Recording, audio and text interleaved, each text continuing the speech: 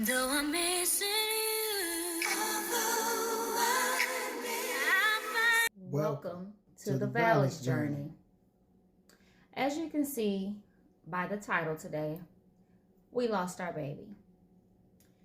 And we're coming to you as the Valley's Journey, as we stated when we very first started this channel. You're going to see our ups, our downs, our good times, pranks, etc. And today we wanted to share our story with you in hopes to help other families that may have endured this situation. Our baby was born with a heart defect, which is called ventricular septal disease. Is that correct, baby? Ventricular septal defect. Okay, defect. All I know is my baby was born with a heart. Congenital heart disease. Yes, exactly. And I'm going to take you guys the timeline, basically. We found out that I was pregnant October 2019. We were so ecstatic. I thought that I had food poison, etc. And I didn't believe that I was pregnant. And my mother at the time, rest in peace, Mom, she told my husband, you better take my baby to the hospital. And I was like, baby, I don't want to go to the hospital because I'm one of those persons that I don't want to go to the hospital unless I'm like in dying need. So I said, let's go to our neighborhood pharmacy. So I believe we went to Walgreens, and I asked to speak to the pharmacist. And the moment I told him my first symptom, he was like, you need to get a pregnancy test. And I was like, I ain't pregnant. That was the first thing I said. And my husband, he was so ecstatic. He was like, we getting two. So we came home. I took the test. We were pregnant. And I didn't believe it, you guys. So I took another test and it said the same thing. So after that, we immediately went to the hospital to find out I was almost four months pregnant. I was 16 weeks. 16 weeks, you guys. We were so excited. He was so active. Oh my gosh. We were just so excited. So of course we told our family, etc. And as time went on, due to my age, I had to go to a specialist doctor. Because once you hit over that certain age mark, as you women know, you have to go to a specialist. And when I went to that specialist, they monitored me. And then week 20, that's when you get like this big, I guess, anatomy test on your baby, etc. And they detected that my baby had a hole in his heart. That was a difficult time and moment for me and my family. And I told my husband. We kept it a secret from my mom because my mom was battling stage 4 ovarian cancer. And we did not want any more stress or anything on her. So we kept it a secret from her for as long as I could. My mother is my best friend. I'm the only child, you guys. And I did not let you guys know this is my first baby. And this would be my husband's second baby. So I was a new mom. Moving right along. So once they detected that my baby had a hole in his heart, they sent us over to Cook's Children's Echo. It's ECHO. I hope I'm pronouncing that right. We had an appointment there where they told us the same situation. I'm gonna let my husband go and talk more in detail about that because my mind went blank the moment she told me about my baby, him having a hole in his heart, and when I deliver, he was going to have surgery immediately. So, baby, I'll let you tell them. Well, the doctor came into the room and basically told us that our baby's heart wasn't basically created properly in the womb, and that the right and left side of his ventricles of his heart were not crossing each other properly. So basically, they would have to go into his heart and reroute the nerves going from his right to his left ventricle of his heart so that his blood would return and go out of his heart properly. If not, and he didn't, if he were not to get the procedure, he would have problems breathing and he wouldn't make it. And we asked them, would it be better if we were to abort? And what is his chances of making it? Mm-hmm. And they asserted us as if it was a simple process. Well, we knew it was a complicated process, but they asserted us as if there wasn't anything to worry about. She said not to worry at all. The doctor that brought us this information from the test that she performed on our baby. And so we went on and, to the end of the pregnancy, well, until my wife could continue to hold him because he still had to be delivered early. So we went on with the pregnancy thinking that, our baby would have a small hurdle to get over, but he would be okay. We just have to nurture him and make sure, basically just double down on making sure everything was healing properly when they finished the procedure they say they needed to perform. Fast forward, the pregnancy, my wife really didn't have any problems until her water broke early. Well, like my wife was saying, she had so much on her already because not only did she have this information of what was going on with our baby, her mother was slipping away. So she couldn't even share it with her mother as her mother was slipping away. So I was keeping my wife strong and dealing with her mother and keeping my wife strong for dealing with our baby. Right.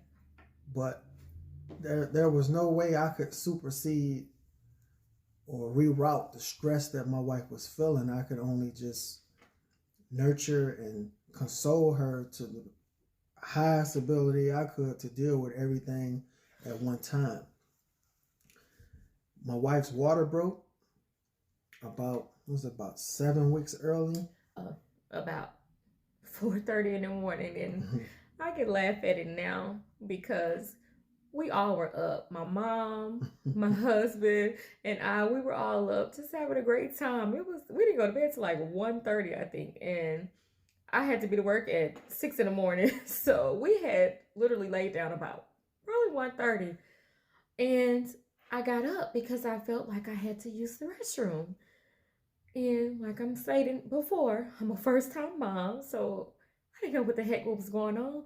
And all of a sudden, water just gushed everywhere. And I was just so calm. I was like, baby, my water broke. He just jumped up immediately. And I wanted to take a shower.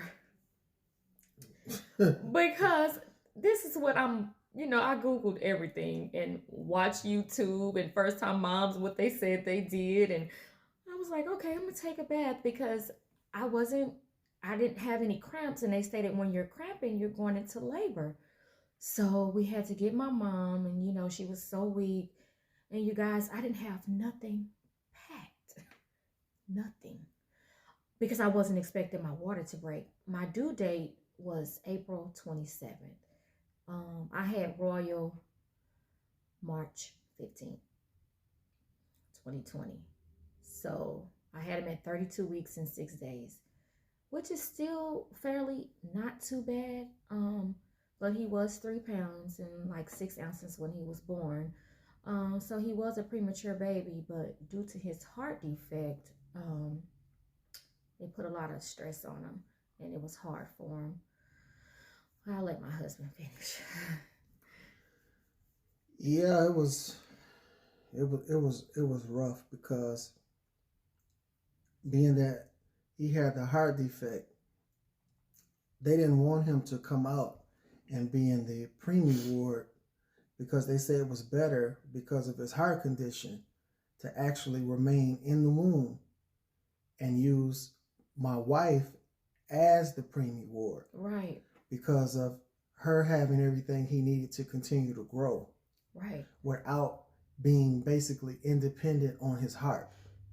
So it was less stress on his heart for him to remain in the womb than it was for him to be in the actual preemie ward. So for about 2 weeks, my wife was flipped over back and forth, basically like a pancake. Yes. Because the water had already burst. Mm-hmm.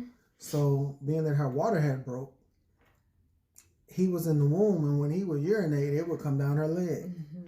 So my wife was in there basically like a senior citizen with the urine just coming down her leg whenever he had to urinate.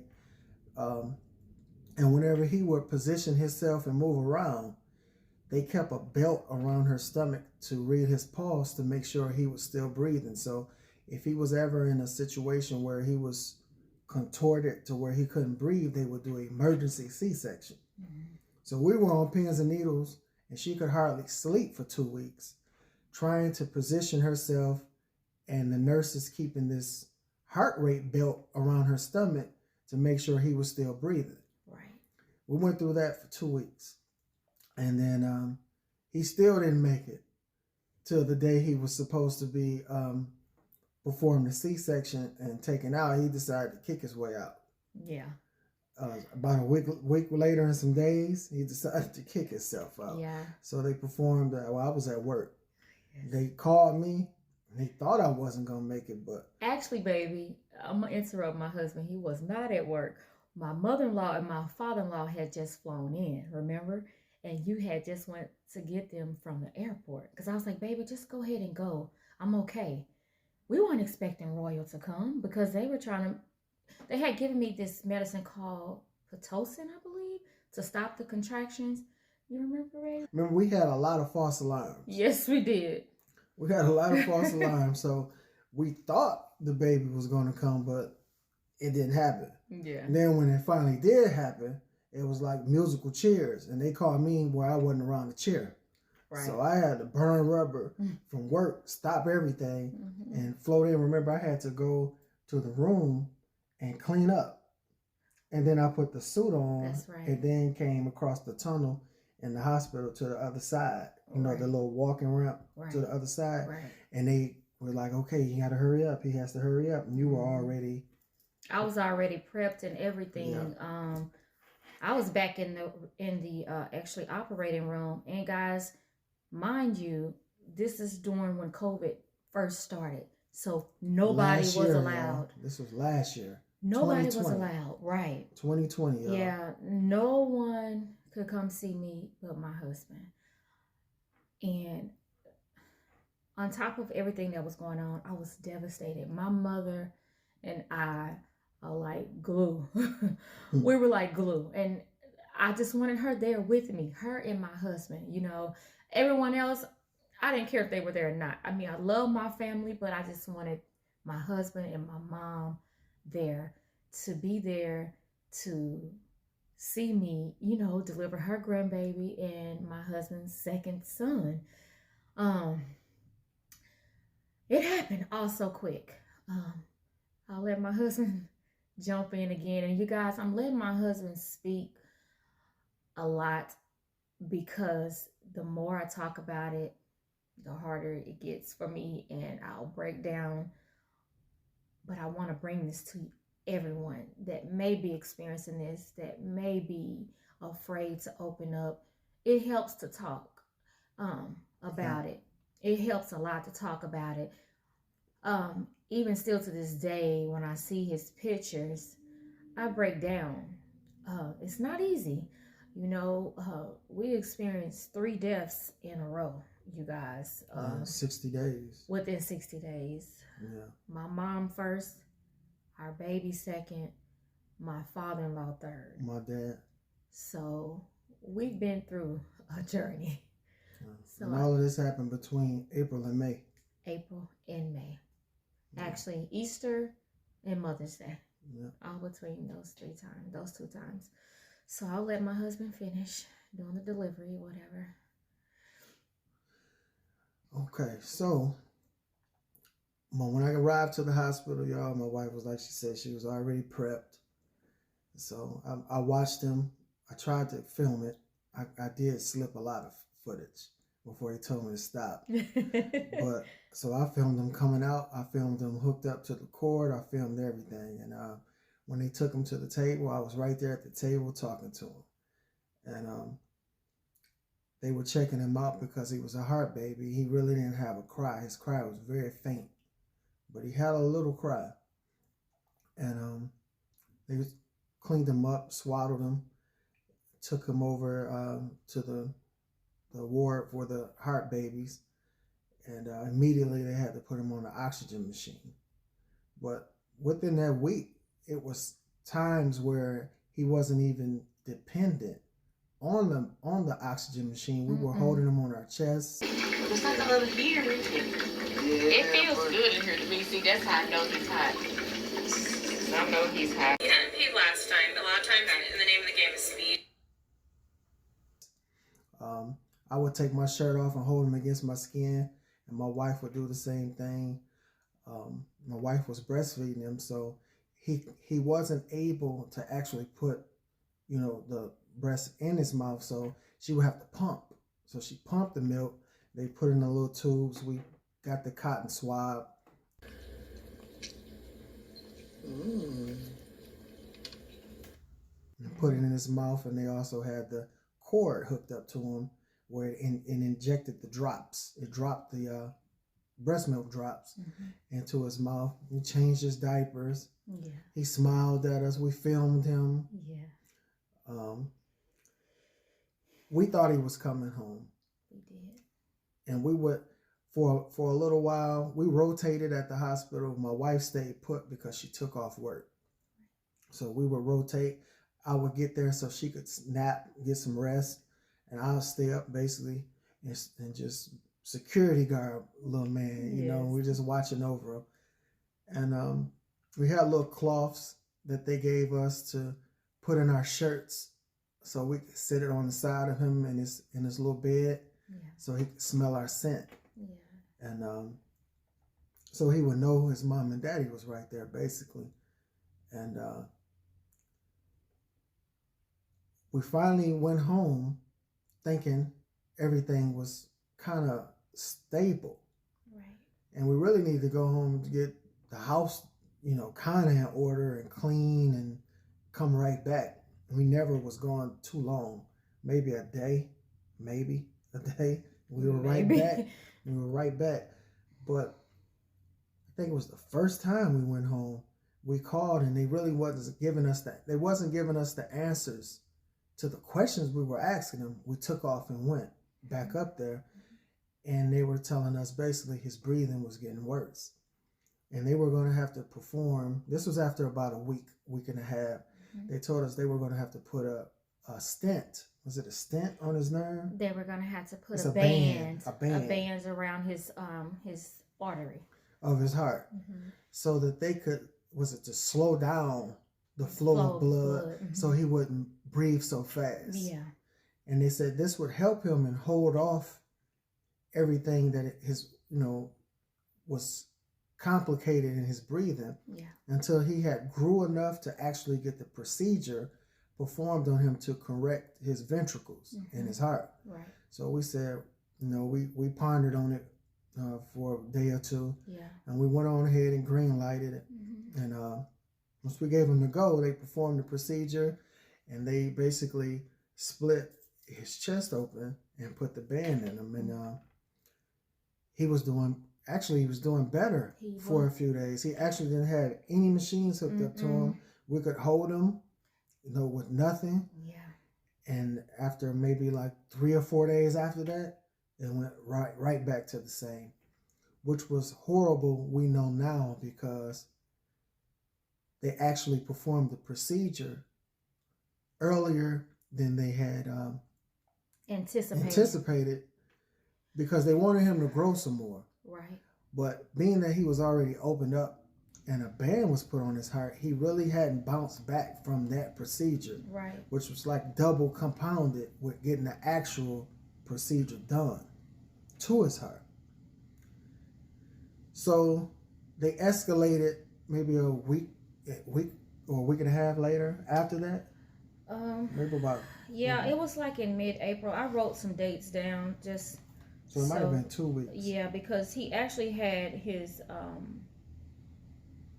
the PICC line and stuff put in on his surgery was actually March 26th. So it was. That was that band surgery. That was a band surgery. It was March 26th when he had that surgery, and then the big surgery that he ended up having was, believe it was in April.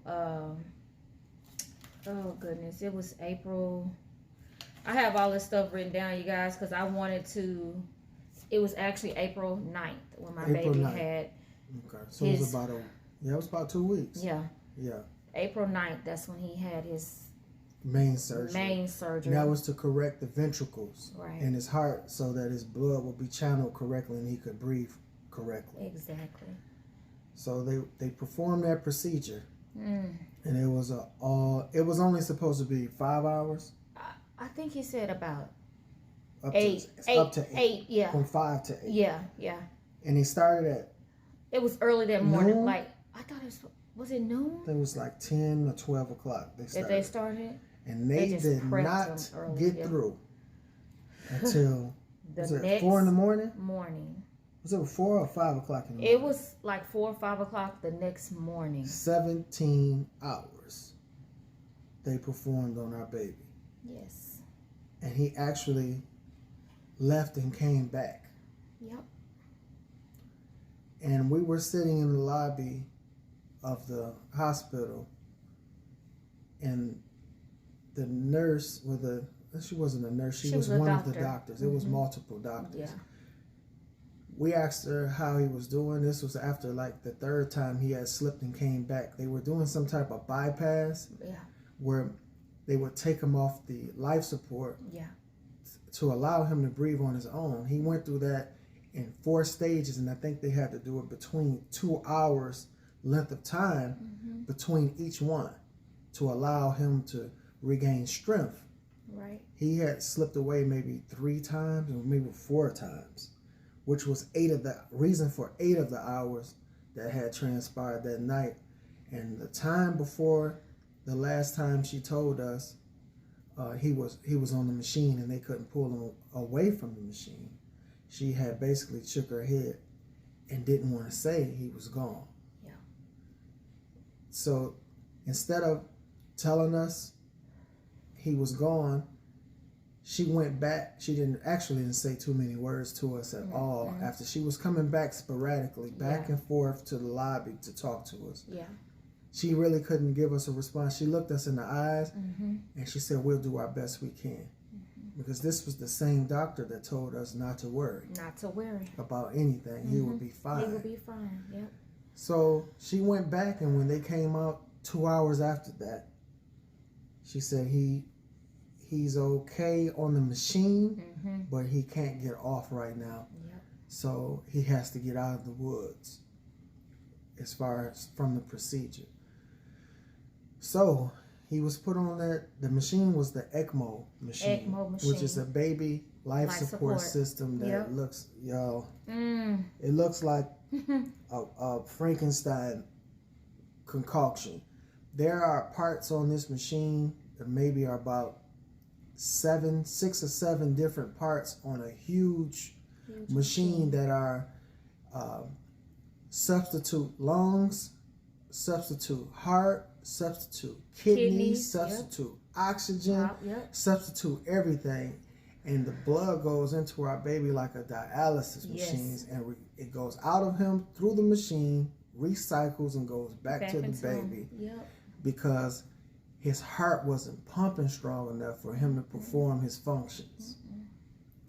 And there were times when the medicine wasn't strong enough in our baby where his eyes would open and it would just hurt me to the core because I could see the pain in his eyes. Yes. He was fighting.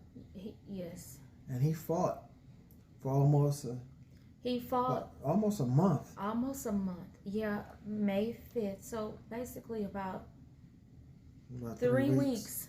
Yeah. He was 7 weeks when he passed away. He passed away May 5th. Yeah. And the doctor there was the heart surgeon. He was phenomenal. He wasn't one of those doctors that gave up. And you could tell that the other teams were tired, but he never gave up. Did he seem like he gave up to you? No, he fought. He did. And he was like a go-to doctor. Yeah. That everybody fought to have. We were blessed to have. Yes, we were. And I mean, he performed miracles on those babies with his skill set. Yeah. His skill set was phenomenal. The procedures he would put on a child to save their lives and fix the channels in their heart. Right. He had pictures on walls. Yeah. Of what he had performed, and they called the time basically after his name. Yeah. Whereas the nurses, they say we're on Tam Dr. time. Tam time. Dr. Tam time. Yeah. We call it Tam time. Tam time. So we're not going to trip on him coming when he comes. Right. Because he was one of those doctors that would perform a procedure and stay at that hospital to watch over that baby. Yes, he would. And not go home. Until he saw that baby stable. Yep. And so basically he took his work home. Yes, he wasn't one of those do it and out the door. Right. He loved what he did. Yep. And he let us know what was going on along the way. And he tried to do everything that he possibly could. Yeah. But our baby just had a lot of complications. And he had more heart issues than they thought. When he said he went in, he just couldn't believe it. He was like, it's more than what he expected. And I'm thankful though that he was open and didn't lie to us. He did let us know if our baby continued on the life support machine, the ECMO machine, that they did not know what outcome he may have, as far as being mental retardation, brain damage, learning disability. They didn't know, and they couldn't give us that answer. It was a hard decision for our husband and I. And then basically, crossroads we were finally met with for that harsh decision to prepare us to let him go was he was no longer able to defecate or urinate on his own, so he began to swell up. And our baby's head swelled up to the point where they would have to perform tests on his head to make sure his brain wasn't dead. Yep. And so he had swelled up multiple times his size. Yeah. And they had to bring in another humongous machine that hooked up to the other machine to pull the fluids from his body. It's like he had 2 dialysis machines at one time on him, and his mind was still intact. It was still intact. They said, this is one strong baby. They couldn't believe it. And he would get so excited when we would come in there, and the nurse was like, you can't get him excited like that. And I'm like, I'm not trying to. He just felt the love and warmth from my husband and I, because we were there night and day with Royal. I mean, literally. He knew my voice, and I didn't think he knew my voice, but I would always sing to him when I walked in the door, and he would just turn. And I remember the nurse stating, Mom, you can't do that. He cannot get excited. They basically had him kind of like strapped down so he wouldn't move, and it was so bad that we couldn't even go around like certain parts of the bed because of all the machines. It was a trying time, and during that time, my mom had passed. So it was hard.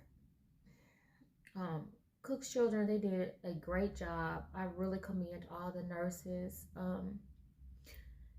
His transitioning was bittersweet.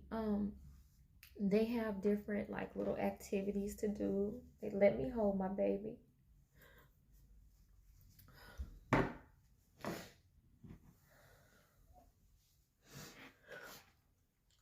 They let me hold him before I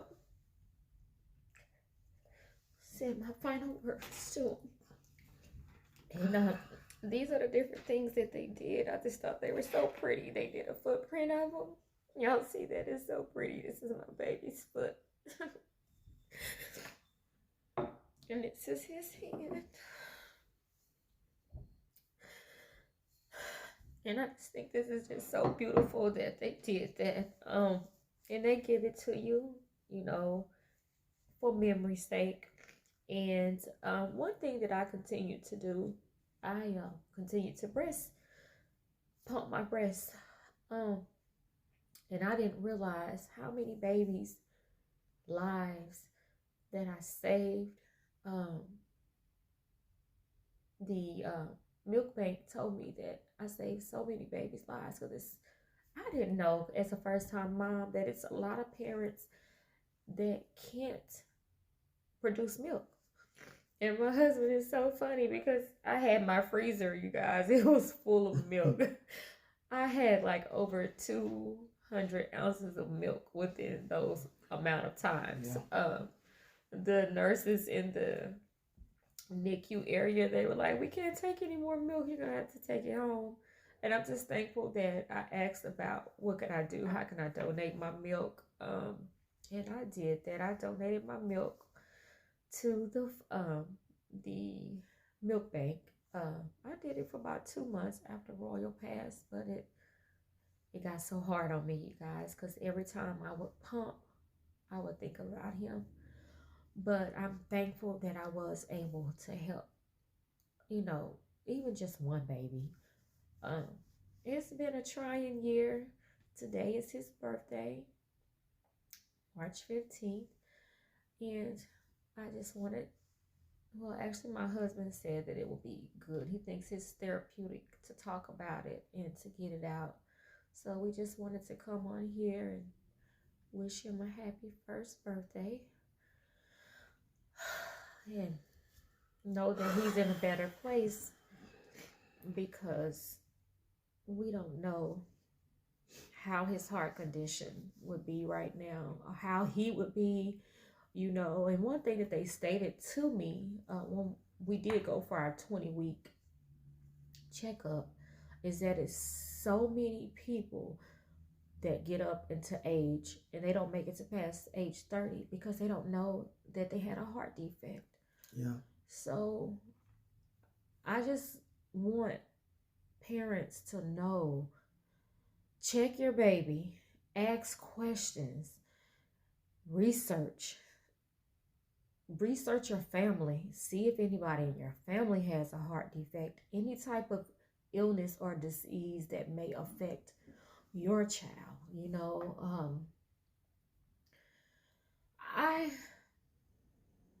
I'm not going to say I would change the hands of time because those 7 weeks that I had with my baby, they're a lifetime memory. I'll never forget my sweet baby. I love him so much. We even got our little jerseys for him today. Royal. He lives on. So when American Heart Month comes around, we want you to remember Royal King Valley. That was our baby. He had a heart disease and he just couldn't make it. He couldn't make it through. But I just hope that I've helped somebody out there today with our story. And I know that my little stepson, he was so heartbroken. We tried to keep it away from him for so long, but we couldn't. You know, because he would always ask about his little brother. Yeah, always asks about his little brother. Yeah. And like my wife was saying, when he went into the big operation, she lost her mother. Yep. And when they told us that he wasn't going to bounce back and his functions were failing him and he would have to come off the machine, that same week I lost my father. So it was a tough time to say the least. And my father happened to be here at our home and was injured. Yeah. That led to his passing. So he was with us. Yeah. Under the same roof. Yeah. You know, so we took the bitter with the sweet. We continuously console each other. We stay strong. We stay focused. We keep our eyes on the prize and we stay strengthened by the Creator. And we lean hard on each other as well as the Creator to stay sharper, to deal with all of this. It was a lot at one time to deal with. It was. You know, it was basically a combination. And we strive to keep a smile on each other's faces, and we enjoy doing the YouTube, you know, and communicating back and forth, and because we have fun while we do YouTube. And when we interact with you guys and you guys give us feedback on us having a good time, you know, it just makes us feel even better. But a part of us is still trying to smile to keep from crying. Yes.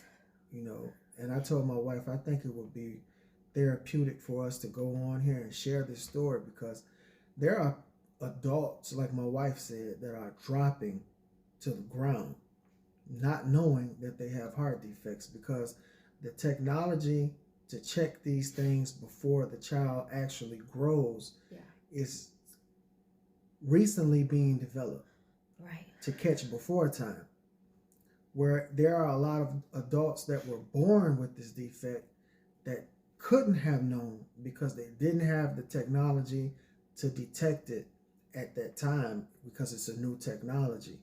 So they're catching it in the babies now, but there are people who are developing as adults that are falling and passing away. Lack of oxygen in the lungs because their heart is not wasn't produced properly in the womb when they were conceived. Right.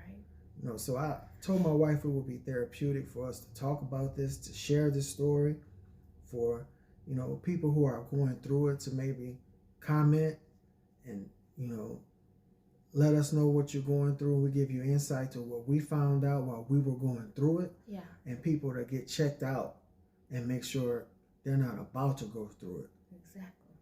So we hope this was helpful to you guys. And we're going to continue to put out content, but we wanted to share this story because we thought it would be helpful to some. Right. Before we end this, our little fella wanted to say something before we closed everything out. So I'm going to grab him so he can say what he wants to say. We got our little fella with us. Is there anything you want to say? Yeah. Rest in peace, Royal. All right, you Okay. guys. All right. Well, until next time, thank you for watching TVJ Squad. Make sure to like, Comment And subscribe. to the Valley's Journey. We hope this content was helpful to anybody going through what we went through. And we hope it serves as a guide for people who get checked out, who may be suffering different ailments with breathing and not understand why, and maybe go get checked out. exactly. Until the next time, y'all, take care. Peace. Peace.